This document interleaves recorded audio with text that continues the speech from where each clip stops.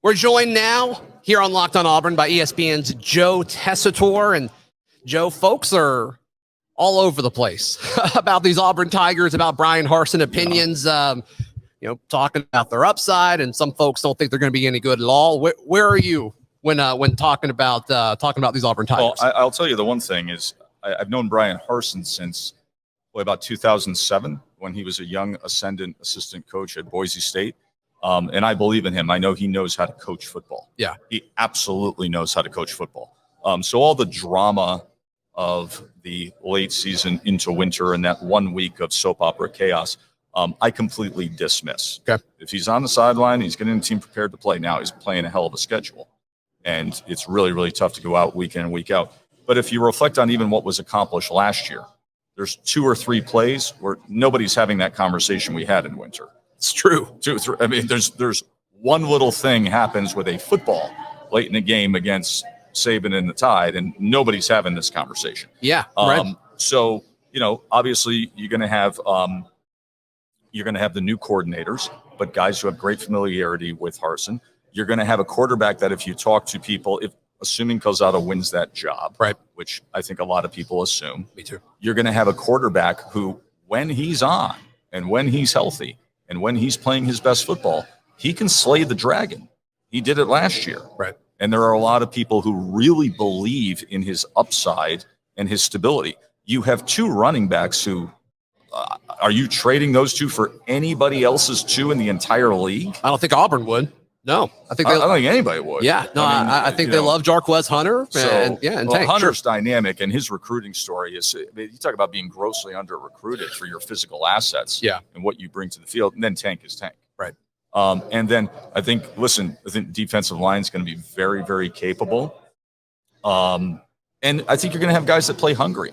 I think whenever you get into a situation where you have year 2 of a head coach and a staff, you've weeded out some things. You've gone through the culture change. Anybody who is still there is because they buy in and they want to be there. Right. And I bet you if you talk to those inside the building and inside that locker room and on that coaching staff, the tone and the message and the narrative is probably very different than walking up and down Radio Row here. Yeah, no, I think you're spot on there. I think you're spot on.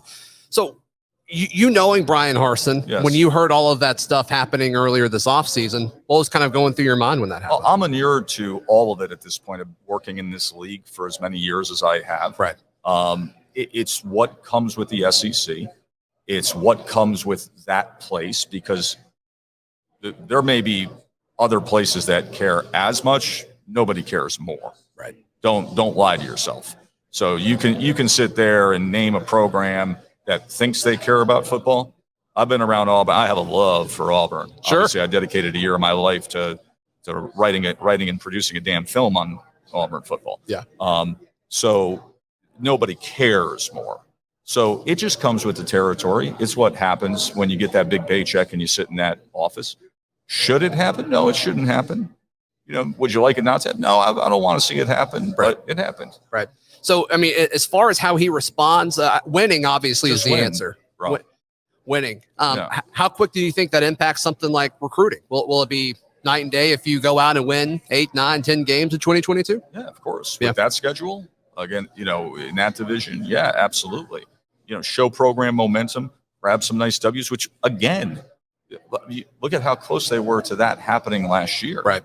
So, yes, it does. It all comes down to the schedule and how things match up. So looking at the rest of Penn State, I think, is a big swing moment. No question. Yeah. And that's really the first challenge. You got Penn State week 3.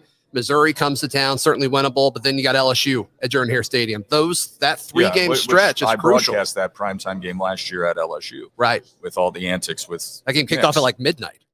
Yeah, that was a long.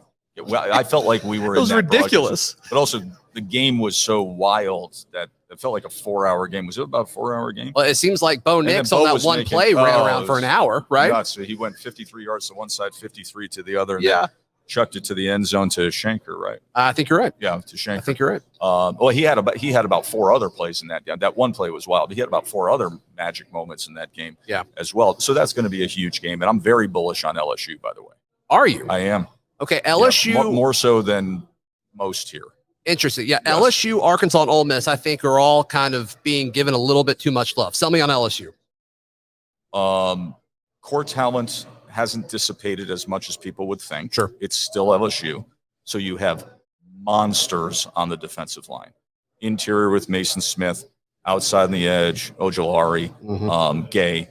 The defensive line is a classic LSU defensive line with one player who we will be talking about at the end of the year as a next level player in Mason Smith. Interesting. Just remind yourself that I said that. Okay.